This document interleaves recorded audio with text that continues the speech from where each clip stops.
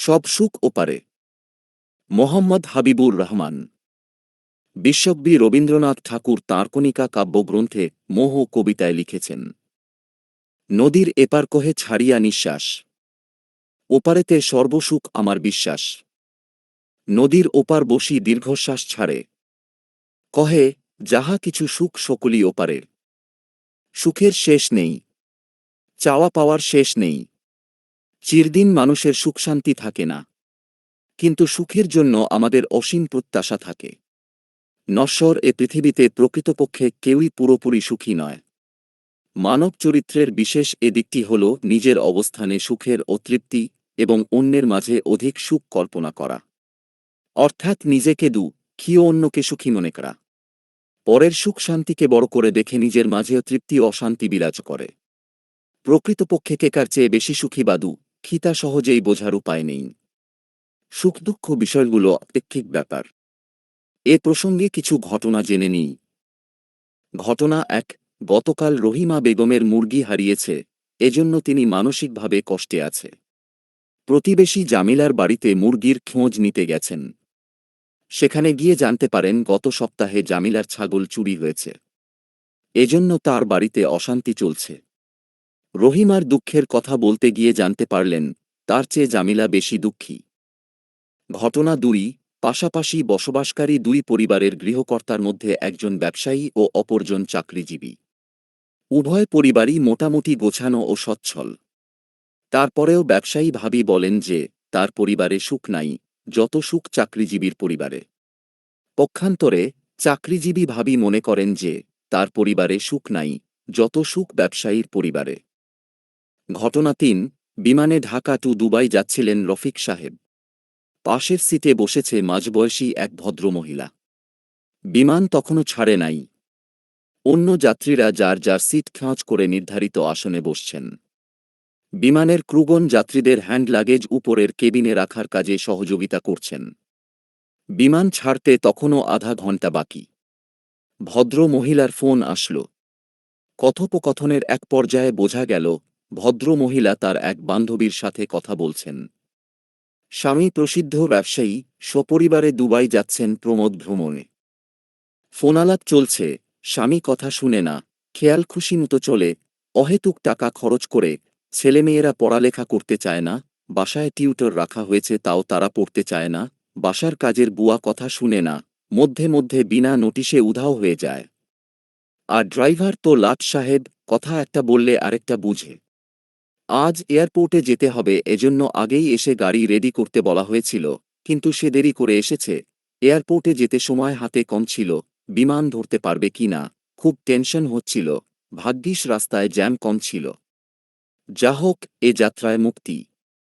সংসারে অশান্তি আর অশান্তি লেগেই আছে। রফিক সাহেব কথাগুলো শুনে মনে মনে হাসছিলেন আর ভাবছিলেন তার তো এমন জৌলুস নেই, মধ্যবিত্ত পরিবার, কোনোমতে মাস চলে যায়। তার পরিবারে এত অশান্তিও নেই। এতদিন ভেবেছিলেন অনেক টাকা পয়সার মালিক হলে সুখ শান্তি বিরাজ করে, কিন্তু তিনি আজ উপলব্ধি করলেন বড়লোকদের অশান্তিটাও একটু বড় মাপের হয়। সুখের খোঁজে। ছোটবেলায় ভাবতাম কবে যে বড় হব, অনেক আয় রোজগার করব, পরিবার পরিজন নিয়ে সুখে শান্তিতে কাটাব। এখন বড়বেলায় ভাবি বড় হয়েছি, আয় রোজগার করি, কিন্তু সুখের দেখা তো পেলাম না। যিনি বেসরকারি জব করেন তিনি মনে করেন সরকারি চাকরির সুবিধা বেশি, আবার সরকারি চাকরি করলেও আপনার ধারণা হতে পারে এত কম বেতনে মাস চলে না। আপনার অফিসের চেয়ে অন্য অফিসের চাকরির সুযোগ সুবিধা বেশি। আপনি ক্যাডার হতে না পেরে নন ক্যাডারে জব করেন, এজন্য আপনার মনে অশান্তি। আবার কিছু ক্যাডার চাকরিজীবী মনে করেন ক্যাডার সার্ভিসে চাকরি করে সুবিধা কম, স্বাধীনতা নাই, সেক্ষেত্রে কিছু নন ক্যাডার জব বা প্রাইভেট জব ভালো। আপনার যোগ্যতা ও মেধা অনুযায়ী আরও ভালো চাকরি পাওয়ার কথা ছিল, কিন্তু পান নাই। মনে মনে অশান্তি আর অসুখ লেগেই আছে। রিকশা চালক ভাবেন সিএনজি চালকের আয় বেশি, তার হয়তো সুখ বেশি। সিএনজি চালক ভাবেন গাড়ি চালকের হয়তো আয় বেশি, সুখ বেশি।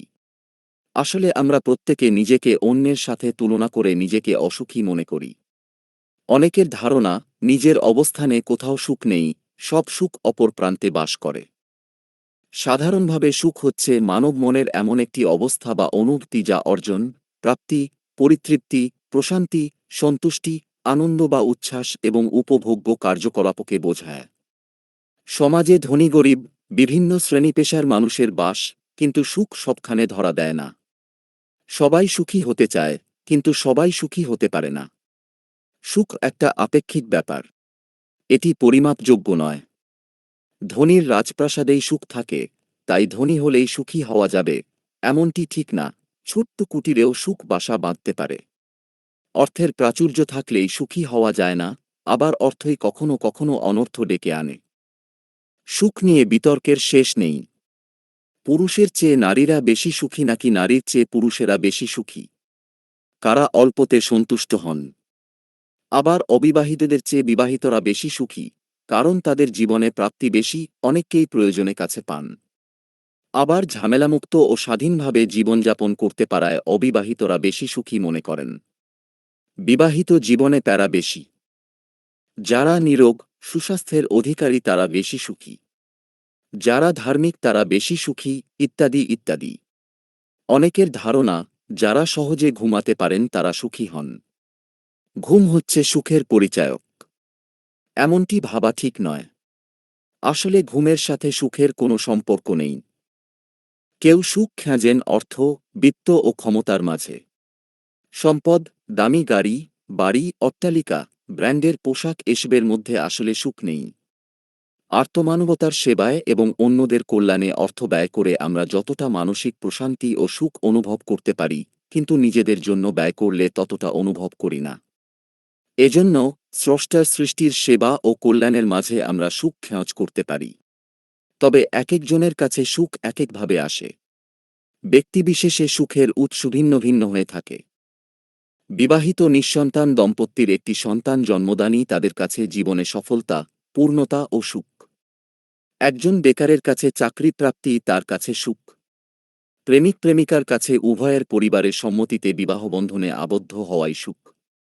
এছাড়া সামাজিক দায়িত্ব পালন, বৃক্ষরোপণ, পাপকর্ম থেকে বিরত থাকা, গরিব দুঃখী ও অসহায়দের পাশে থাকা, অন্যের উপকার করা, স্রষ্টার ইবাদত বন্দেগী, বাবা মা খুশি হন এমন কাজ করা, পরীক্ষায় ভালো ফলাফল করা, সফলতা অর্জন করা ইত্যাদি কর্মের মাধ্যমে সুখ লাভ করা যায়।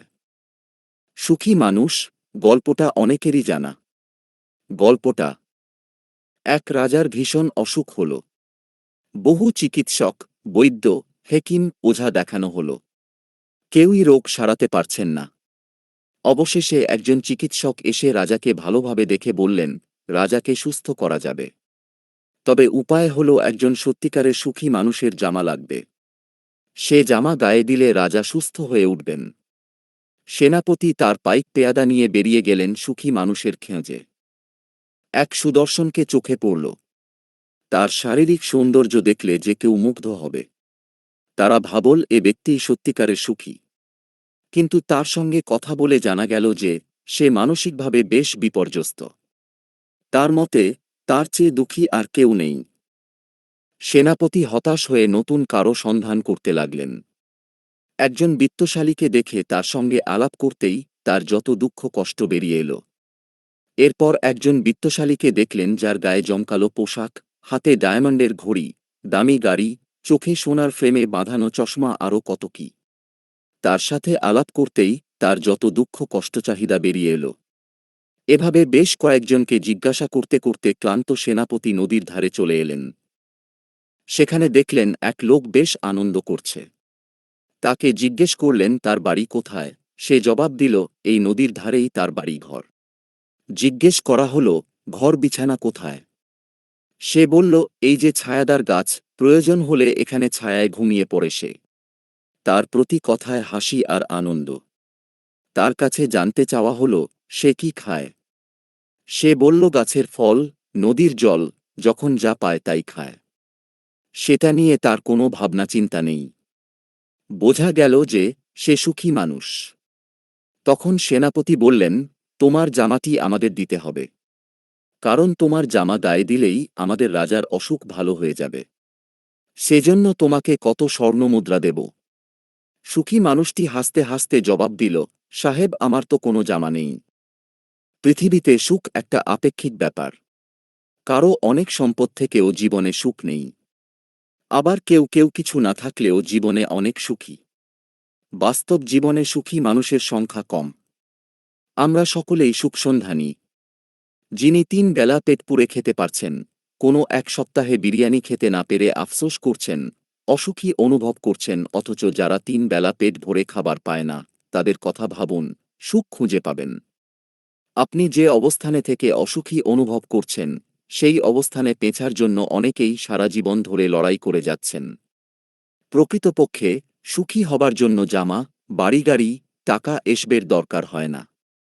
অন্যের মধ্যে সুখ না খুঁজে নিজের যা আছে তাতে সন্তুষ্ট থাকলেই সুখী হওয়া যায়। জীবনে না পাওয়ার হিসাব করলে দুঃখ বাড়ে, কিন্তু প্রাপ্তির হিসাব করলে সুখের দেখা মিলে।